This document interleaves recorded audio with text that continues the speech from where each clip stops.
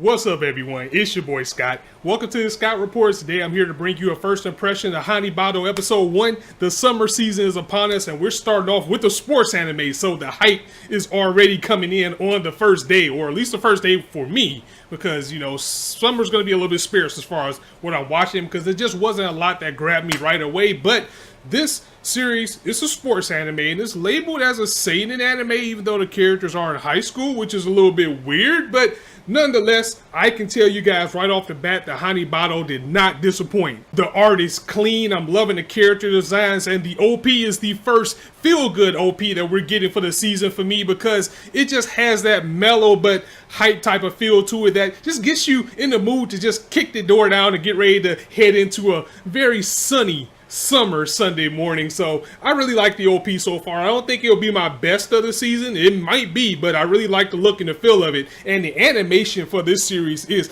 clean.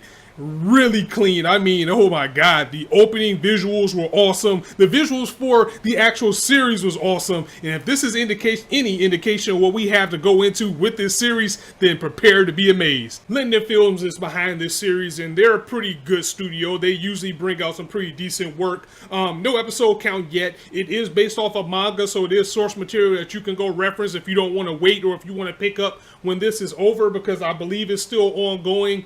And I don't know too much about Badminton itself, which the series is about, but off just looking at it, is basically tennis with a wiffle instead of a ball. So that's going to be interesting, because it's still sports anime, and sports anime is hype no matter what you do. I mean, come on. One of the greatest anime that people say out there is about ping pong. So we saw how that turned out. So this series is going to focus on two girls, one by the name of Ayano and the other one by the name of Nagisa.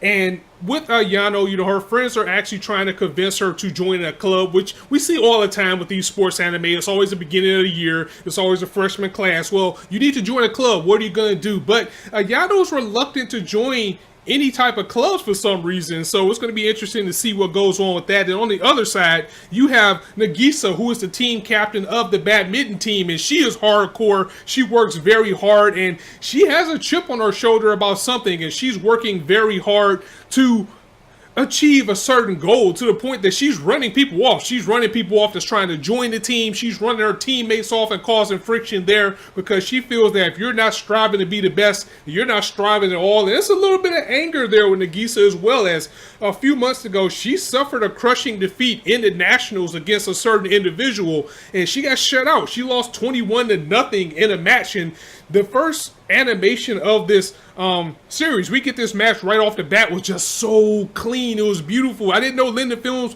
was capable of this type of animation, because I'm not too familiar with their work. So they're probably, I'm pretty sure I've seen something they've done before. I just can't remember it off the top of my head, but the animation for this was beautiful. And when you're dealing with sports, and I can tell you this from experience, that when you get through a crushing defeat, or when you have a loss, that's something that's going to eat at you. And when you're really competitive, you're going to want to do everything you can not to have that feeling again, to get that revenge, to get that run back. And this is completely what Nagisa is running off of right now. She's saying, if you're not trying to get better, then you don't need to be here. You need to quit. You need to leave. And this is causing friction with people there, as they feel that she's taking her anger for this loss that she had, this crushing defeat that she had in the Nationals, the junior Nationals, out on her teammates and the people around her, to compensate for, not being good enough to defeat this person that she went against. And of course, on Nagisa's side of things, she's looking at it like, I'm just trying to get better. If you're not trying to get better, then you're not trying. If you're not up first, you're last.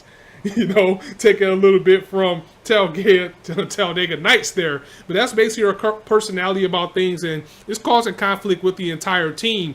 But again, when you suffer a crushing defeat, it's really just Nagisa hiding something within herself. She's basically, like, I wasn't good enough. I wasn't strong enough. I got all the way to the highest echelon, and I lost bad. So she's just trying to build that confidence within herself again, because she was mentally crushed by this, and she just feels that she's doing what she needs to do not to be embarrassed like that again. Of course, the dynamic of the series is going to be between Nagisa and Ayano, as they actually had some history, as Ayano was the girl that defeated Nagisa back in the Nationals. So it's pretty interesting, because Nagisa is a third year and Ayano's a first year. So how did they actually play each other?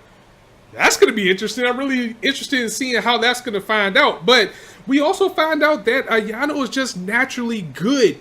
She's naturally athletic, and that's something that Nagisa pointed out as well. Like, not everybody has natural talent. Some people have to earn it.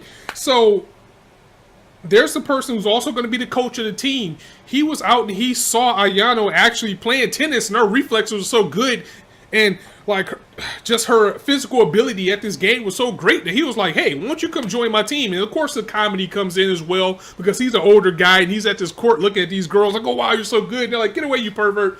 But at the same time, Nagisa was there as well, and when she saw this girl, she just freaked out because she recognized that this was a girl that caused all the pain that she's going through right now. So seeing that Ayano gets recruited to join the badminton team, it's going to be an interesting dynamic between these two to see how that's going to work, because in a sense, they're rivals. They're going to have a matchup against each other to see how much better Nagisa has gotten over time, and the natural talent that Ayano has. It's going to be interesting to see how they're going to work together, how they build together, and how they grow together. And also, if we go back to the Nationals and that match that we had, it looks like we might also see some of the characters that are going to show up later that were watching this match as well. So I can kind of see some people maybe ruffling her Nagisa's feathers later, like, oh, you lost and now you're playing with her? What?